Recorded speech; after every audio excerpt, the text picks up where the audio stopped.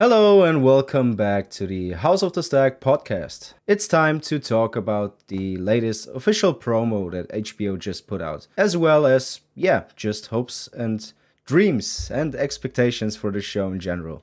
George, how are we doing? Pretty good. The clip is pretty good. I enjoyed it. Yeah, for a 40-second clip, it was neat. It was really, really good. I actually prefer it over the first teaser trailer that came out. Lots of revealing stuff. We finally got to know, or we finally got to see the dragons, the colors of the dragons, and we got our first glimpse at Vega. Vhagar is pretty huge. Yeah, the old bitch. Or some people thought it was not big enough. I thought, pretty big. Yeah, because she was standing on top of that rock, but when she actually flies off and you pause it, the dragon is huge. It's a misleading shot. Gotta wait for a while until we see You Have Lived Too Long, Nuncle.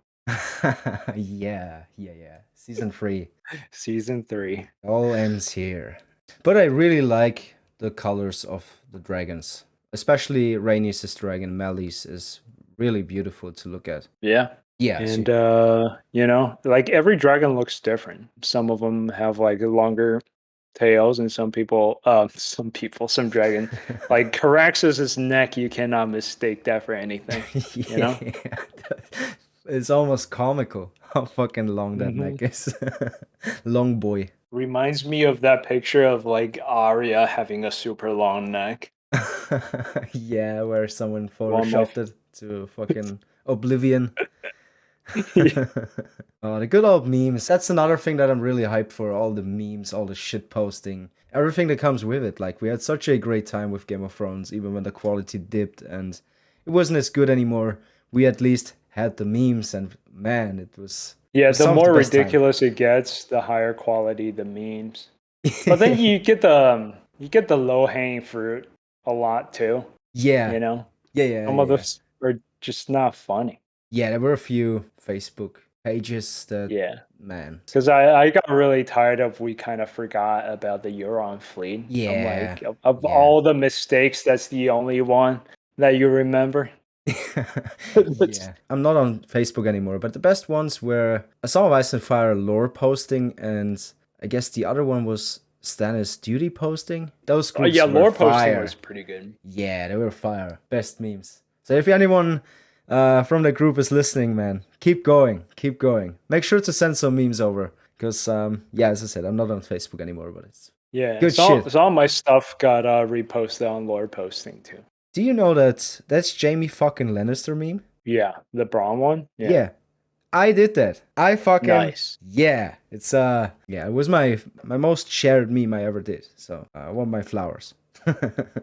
But yeah, to get back to the promo thing, what's very interesting to me is that Alicent was sitting at the small council. She was sitting in Viserys' chair. So that either means it's when he is falling ill, or they could already show the Green Council. She kept him like rotting for days, right? Yeah, for a good solid. Yeah, for a few days, definitely. Yeah, plus she got the chain going on. That's definitely the Green Council. Also, a lot of emphasis on the war for the Stepstones, so I think it really is gonna be a huge thing, a huge battle. We can see it by night, by day, at sea, at land. I think it's probably gonna be a whole episode that is just going to be the war for the Stepstones. Yeah, I think, the King of the Narrow Sea episode, 4 or 5. Yeah, I think it's 4, directed by Claire Kilner, which is very interesting that Miguel didn't direct that episode. But I guess him being a showrunner, he's always going to have a say in that show. But Claire Kilner is actually very,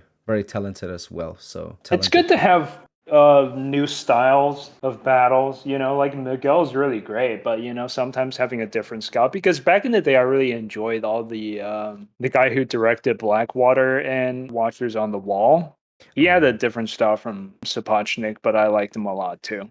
What was his name? Because he managed to do epic battles back when Game of Thrones didn't have $1 billion per season. That's some talent.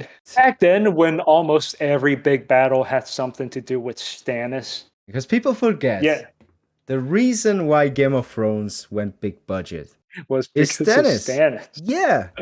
If you really think about it, it's Stannis. Also, what they really focus on in all of the teasers, trailers, promos, whatever they released, was the fight between Criston Cole and Daemon Targaryen. So I think it's gonna be one of the highlights of the season for sure. By the way they're marketing it, like it's gonna be a huge thing, which I'm here for it, man. It looks really good. I think that's kind of interesting is that they are actually using a Morning Star and a Valyrian steel sword in a melee. So yeah, they're going at it for sure. When everyone is using steroids, then don't blame Lance Armstrong, you know?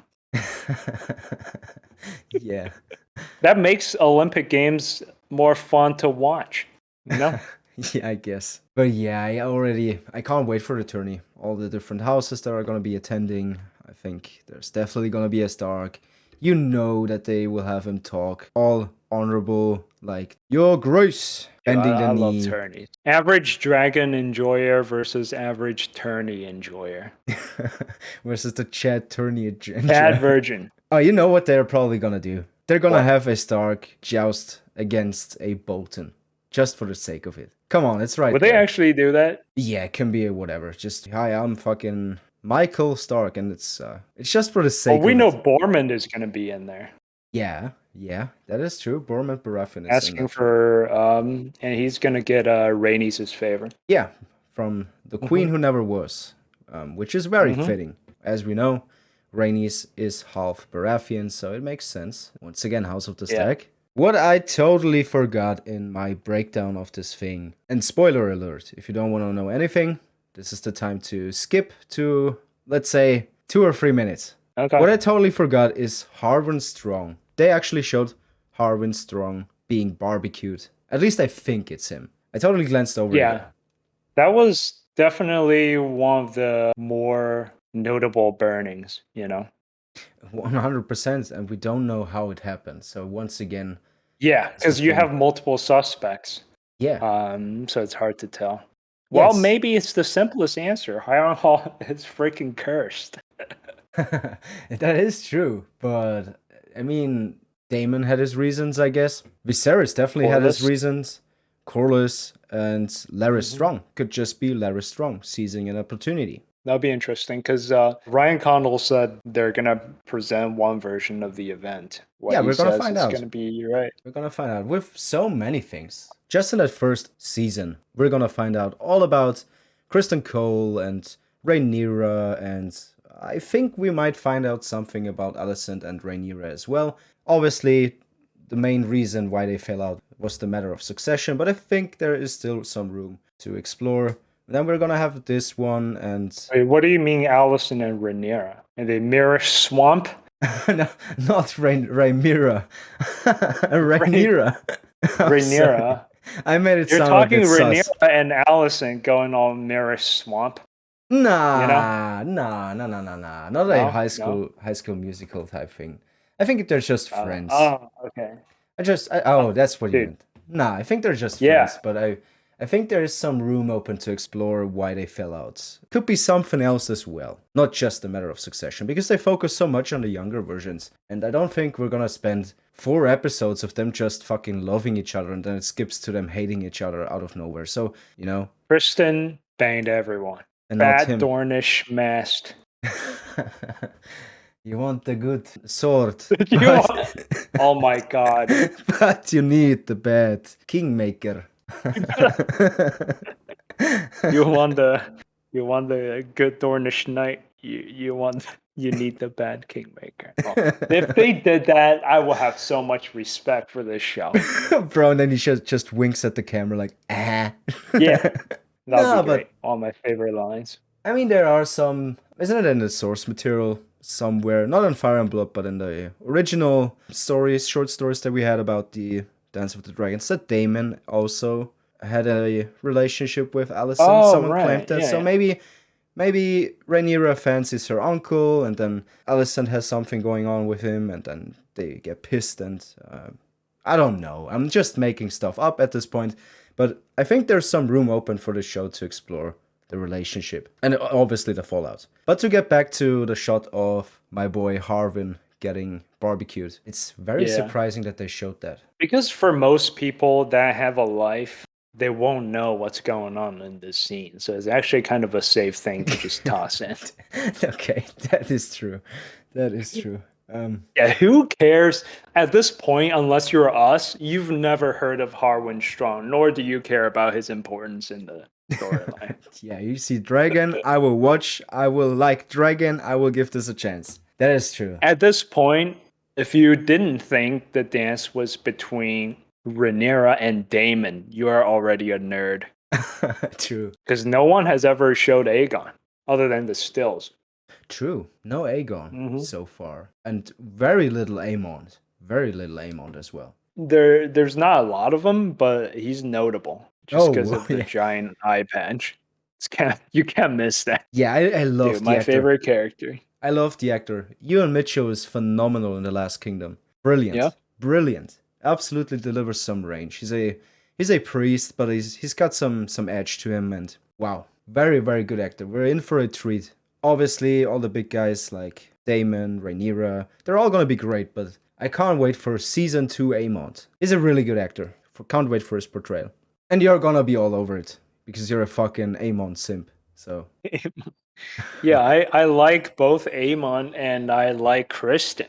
Like I know Criston was terrible for the kingdom, but like he's just I always like someone who comes from nothing, like Littlefinger and Varys who had to work their way up. Just respectable.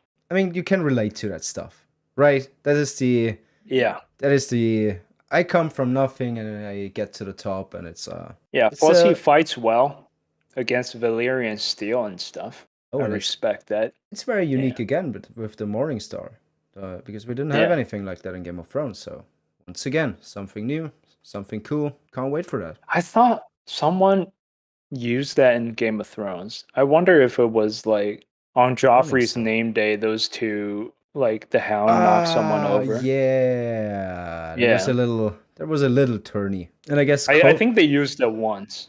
yeah, but I think actually Cold Hands Benjen also used something like that. What? Yeah, he had the Ghost Rider chained us a little bit. Yeah. Cold Hands Benjen. Benjen is not Cold Hands, but whatever. I guess he is in the show. Cold Hands. Who do you think Cold Hands was? He might be someone that we just don't know. I don't think he's I necessarily think anyone. he's just one of the archers who worked for Bloodraven back in the day. I think that's all it is.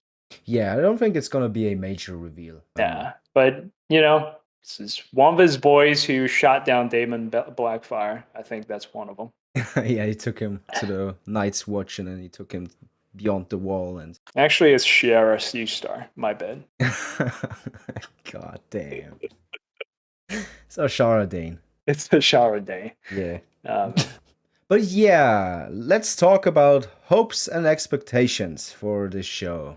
George, what would you want out of House of the Dragon Season 1? What are you looking forward to the most? Tell me all about it. I look forward to well-written dialogues, good humor. Like the season 2 Tyrion humor is what I miss the most. Just witty banter between maybe Otto and Viserys and Daemon. I need more small council meetings. That's what I want. Maximum small council meetings, maximum tourneys, and then you get the War of Stepstones, and that's good enough for me.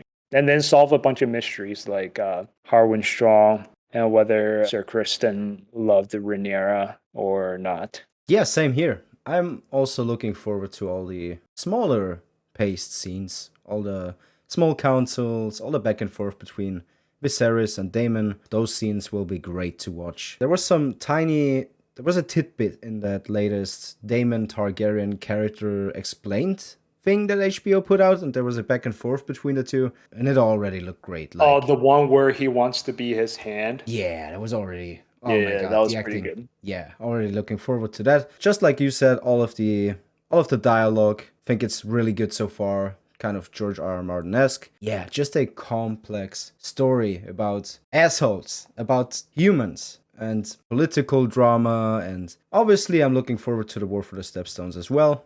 I think it's gonna be neat to see the dragons, even though, not why I'm here, but yeah, just in general, a return to a complex adaptation of A Song of Ice and Fire. One that isn't a dumbed down version for the more broader audience. One that trusts in its audience. And man, I think we Yeah. got this. I think that's exactly what we're looking at here. I don't think it can do much wrong in its first season. So definitely should be a good show. Can't wait to watch it. By the time this episode releases, it's gonna come out tonight, which is gonna be interesting. I'm gonna watch it at 4 a.m.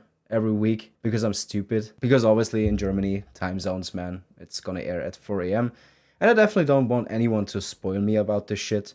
That's why I'm also not into leaks or anything. I want to watch this shit, even though we know what's going to happen. I wanna get into this without knowing anything about the episodes, and that's pretty much what I'm looking forward to the most. And yeah, let's end it here. Thank you guys so much for watching. I hope you enjoyed this episode of the podcast. Please feel free to comment down below. What are you looking forward to the most? What are your hopes and expectations for House of the Dragon? Are you excited? How will you watch it? Let's talk about it. Thank you for watching. Take care and see us later.